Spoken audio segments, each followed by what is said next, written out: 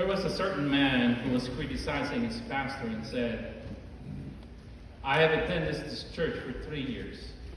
3 years. And each time, the homily is always on the same topic. Don't you have anything else to talk about? Yes, the pastor said.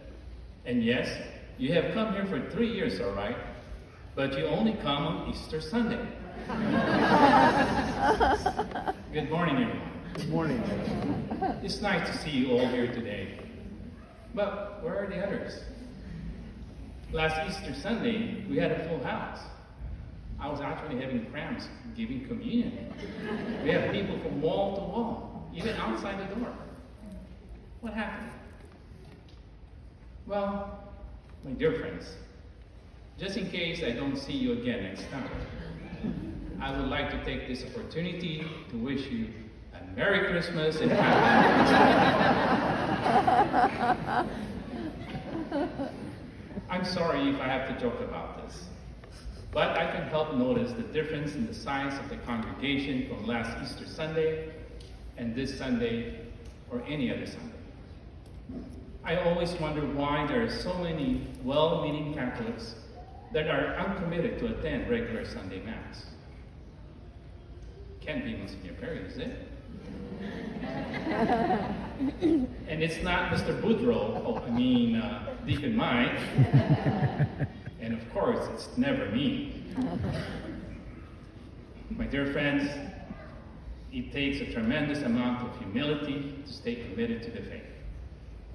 But some people doubt whether they can find answers to their questions within the four walls of the church. In our gospel today, all the disciples were gathered on the third day after Jesus' death, which means in our calendar, it is a Sunday. So if Jesus died on a Friday and they were gathered on the third day, it's a Sunday. I guess it's logical to think that they were gathered for a Sunday service as they normally would, but Thomas is not there. The reading did not tell us why he wasn't there, but we can speculate. Maybe perhaps he was doing some errands, or he probably had so much things to do at home, or perhaps there was so much in his mind, confusion and questions, that he cannot find the answers inside the church. Whatever reason it may be, when Jesus came to meet his people to strengthen them in their faith, Thomas was not there. Instead, he chose to remain in his doubts and insecurities. Now, all the disciples have their doubts, not just Thomas, because of their encounter with the risen Lord in that Sunday gathering, their doubts were turned into faith. His brothers and sisters told him about their experience of Jesus' presence that Sunday morning. But Thomas missed out on that experience. And as we have heard in our gospel reading today, it said, a week later, which means the following Sunday, his disciples were gathered again together. And this time, Thomas was there. You see, Thomas is a wise man. He did not want to miss out on this Sunday gathering again. He was open to know the truth. So when Jesus came and stood among them, Thomas had his own share of the resurrection experience. Immediately, his doubts were changed into faith. He fell down on his knees and believed. Then Jesus looked at Thomas and said, "Do not be unbelieving, but believe." Thomas replied, "My Lord and my God." Then Jesus said something extremely important to him and for all of us to remember. He said, "You believe because you have seen. Blessed are those who have not seen and yet believe." My dear friends, Thomas is like one of the contemporary Christians who stands for the skeptics in all of us. Unless we see it with our own eyes, we will not believe. We all have doubts, and the doubts in our lives comes in different ways. It might be intellectual, spiritual, or physical challenges. We doubt when our prayers are unanswered. We ask God for our parents to stop fighting, but they don't. We question God when someone becomes seriously ill and dies. We ask God how He could allow war, disease, and natural disasters to happen.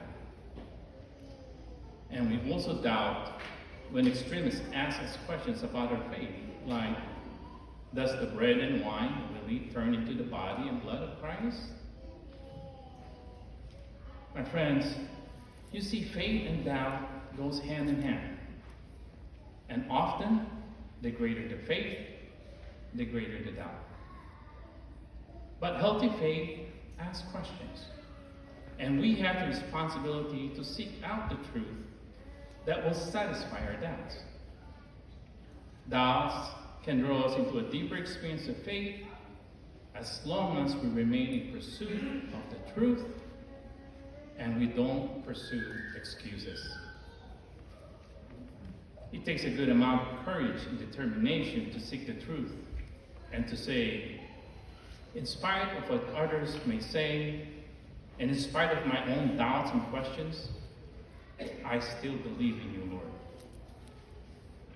I believe in the words in the Bible. I believe that you became man and you were one of us. I believe your sacrificial love on the cross earned for us for our eternal salvation. I believe that no matter what my eyes see or do not see, what my ears hear or do not hear, and no matter what my mind understands or do not understand, I still believe in you, Lord. You are still here for me, loving me and filling me with joy. My dear friends, faith demands that we should accept that we do not have all the answers to all the questions in life. And some answers can only be given to us through faith. So when we have doubts, whether because of others or circumstances or due to things welling up inside of us, we need to say, Lord, I do believe. Help my unbelief. God's mercy sees us not as people with doubts, but as people who are searching for Him. People who have experienced God's love and want more of it. That is why Divine Mercy Sunday fits so perfectly with our gospel reading today about doubting Thomas. Because ordinary people like you and me are called to have extraordinary faith. Blaise Pascal, a French philosopher and a proponent of the mathematical theory, the theory of probability, proposed an argument that is designed to encourage people to believe in God. He calls it the wager argument. It goes like this. If I believe in God and there is no God, I lose nothing. But if I don't believe in God and there is a God, I lose everything. My dear friends, let us ask ourselves, what if Thomas had stayed away from the church saying, prove it. Prove it to me that Jesus has risen, and then I will come back to church. Would it be possible to prove it to him by arguments alone? Sometimes the best argument we can give to those people who do not believe is a sentence in 3 words. Come and see. Come and see the risen Lord who is here in word and sacrament. Come and experience the Lord in the blessed sacrament. Come and listen to God who is speaking